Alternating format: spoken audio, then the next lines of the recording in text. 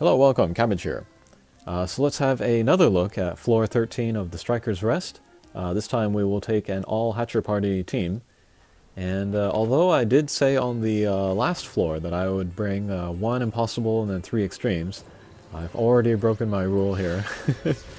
I'm bringing 2 Extremes in Izanami and Izanami Zero. And the reason for that is because there just aren't any red monsters, fire monsters, with both Null Warp and Null Gravity Barrier, which is what the gimmicks are for this mission. So I broke my rule, I took these 2 guys. Hope you'll forgive me, I don't think it's that big of a deal. Besides them, I am bringing Typhon Evolution. He's got Null Gravity Barrier, Fiend Slayer, which works on the boss, and a one-way laser, which is powerful, and then also makes me want to keep Typhon at the bottom of the screen. And then he does have Fiend Slayer just passively in him, passive ability, so it will go into the one-way laser, which makes him very, very strong for this mission. And then the last character that I'm using is Melonhead. He is a Pierce with a Null Gravity Barrier and Null Warp. He's like a Pierce version of Jack-o'-lantern. And his main job will be setting off other people's bump combos. That's where his Pierce comes in real handy. So let's do that here. Okay, pretty crazy damage.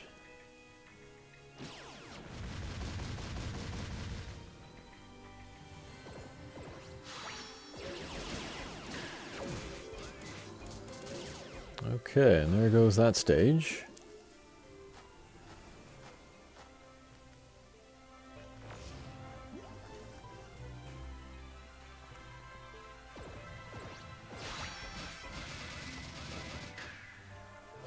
And I guess I can take this time to talk about the difference between Izanami and Izanami Zero. They are both bounces with Null Gravity Barrier and Null Warp, so that's no different. And then Izanami, she is sort of a all-rounder. She's got a laser bump combo, which can do a lot of damage to a boss if you get all of the lasers in the weak point. And then she's got a Meteor Strike Shot, which is good for kind of clearing an area of little guys. The Izanami Zero is more kind of a specialist. She's got a double Slayer, a Sprite Slayer, and one other that I can't remember. And then her Strike Shot and her Bump Combo are kind of reversed from Izanami. She has a Meteor Bump Combo, which does a lot of damage to one character. And then she has a Rebound Laser Strike Shot, which, depending on how you use it, also does a lot of damage to one character. So whereas Izanami is more sort of, again, an all-rounder, that can do kind of spread out damage. Izanami Zero is more sort of a focused damage sort of a character. So yeah, depending on your situation, if you had a particular situation, then Izanami Zero would be better. If you had a more general situation, then the regular Izanami would probably be better.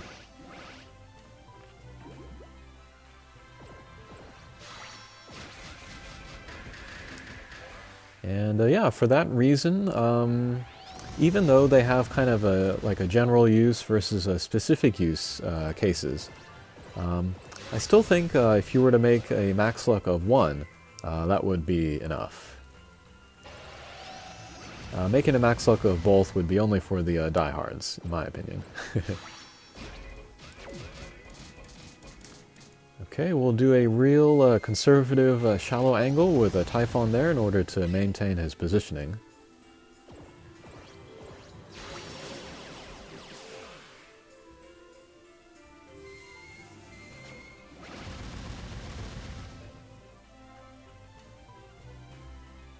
Okay, and then this should clear the stage. Very good. We'll try not to mess up Typhon's positioning. Alright, that'll work. Alright, and here is the boss. And Typhon's positioning is pretty good. as long as the weak point is on the left side of the boss. Alright, we'll do an up and down here just to kind of centralize Typhon's positioning.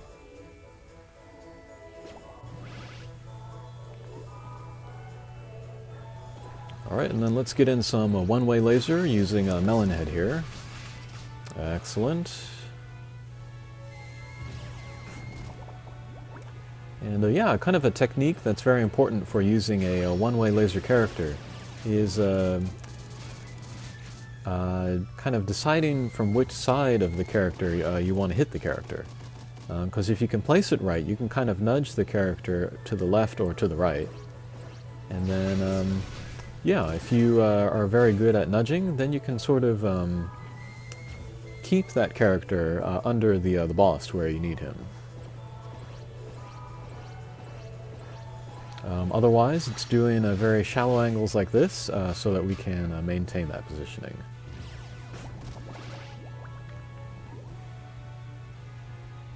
Alright, this should do it for the stage. Excellent.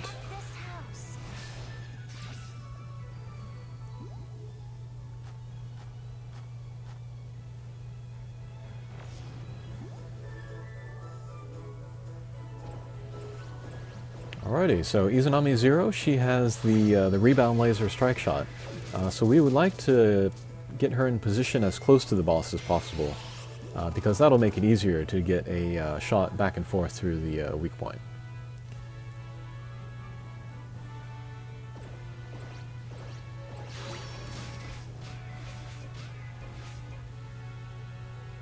Alright, and then the kind of the robot character up there in the center.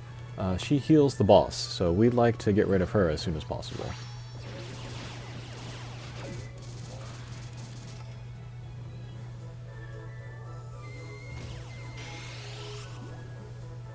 And then the boss of Poltergeist has some strong short-range spread attacks, so we would like to keep our distance from her if we could.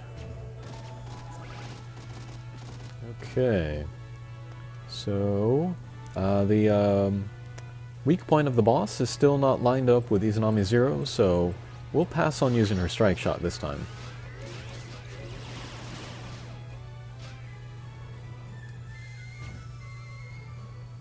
Alright, there's that high damage short range spread.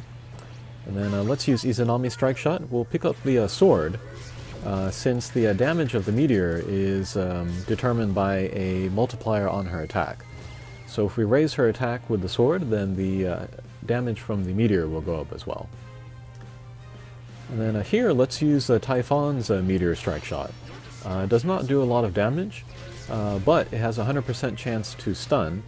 And then as we can see, there are a couple of attacks coming up on Poltergeist. So yeah, there we saw we skipped that one attack. And then the Dizzy, it will stop up to 2 attacks.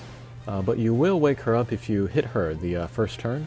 So we'll just refrain from hitting her that second turn to skip the second attack.